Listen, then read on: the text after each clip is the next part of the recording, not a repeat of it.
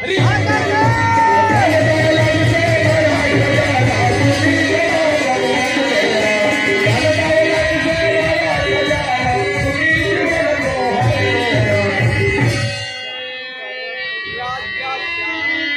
राजा राम सिंह मैं हूँ मंजूड़ा रानी है मेरी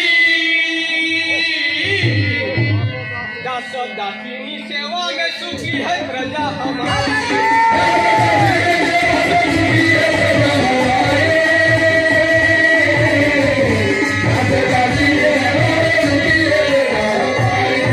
राजा राम सिंह मैं हूँ मंजूड़ा रानी है मेरी सेवा में सुखी है प्रजा हमारी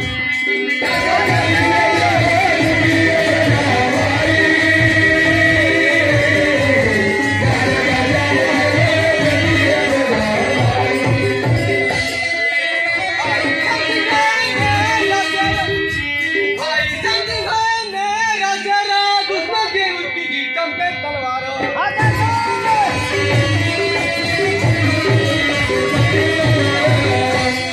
भाई संग है मेरा जरा दुश्मन के उसकी गीतम के तलवारों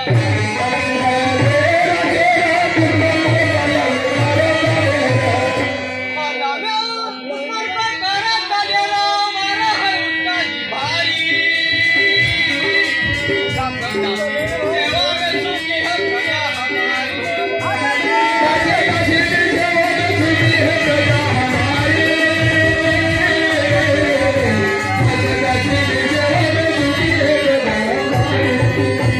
जब से बना मैं सारा बेटा जो आनंद से चलता जी मेरा जी राजा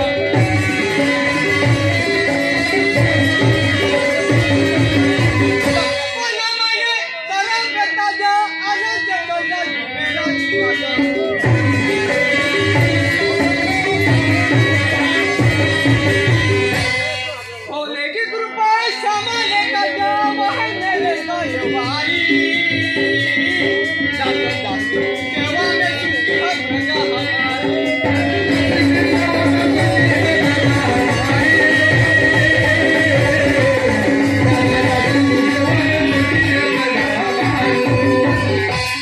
तो सुनो सुनो तुम प्राण प्यारी देना बातों पर ध्यान हर जाता हूँ तीरथ करने कहना मेरा मन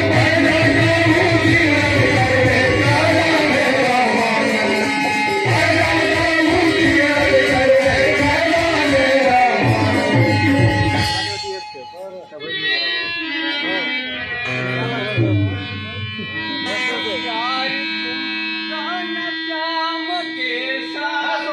प्यार तुम रान श्याम के साथ तीरथ करने जाता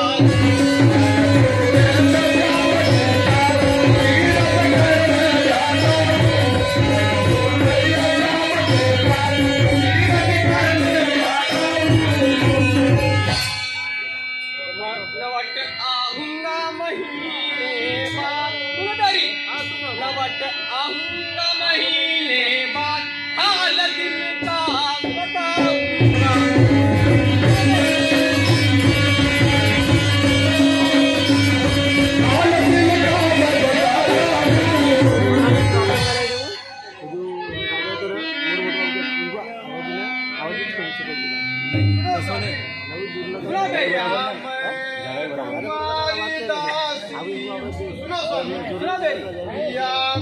तुम्हारी दासी हूँ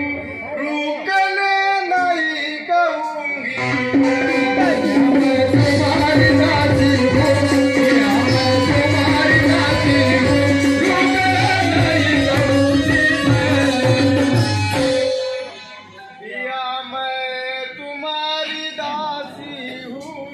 पिया मैं तुम्हारी दासी हूँ रुकने नहीं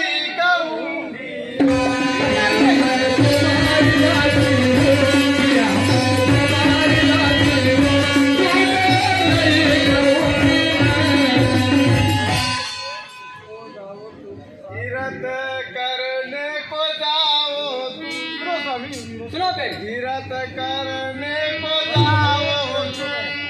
तीरथ करने को जाओ, साथ भैया के रहूंगी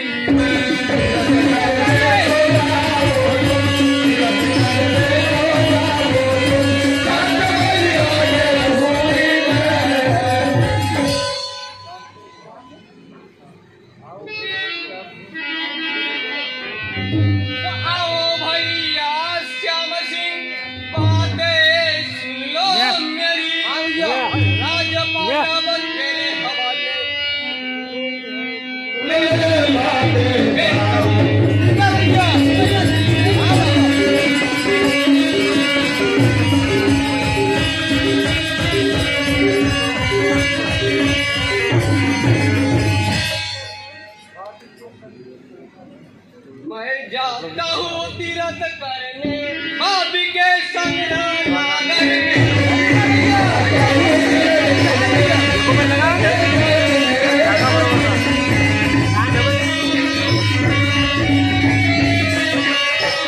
जाता हूँ तीरथ करने भाभी के संग नागर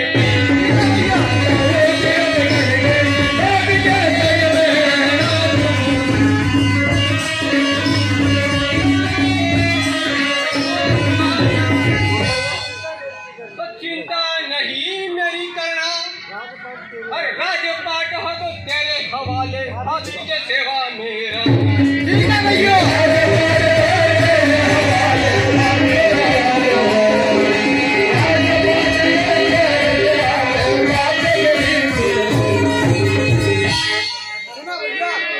जाओ भैया तीरथ करने चिंता करना नहीं आप ज्ञान तक रक्षा करेगा श्याम आपका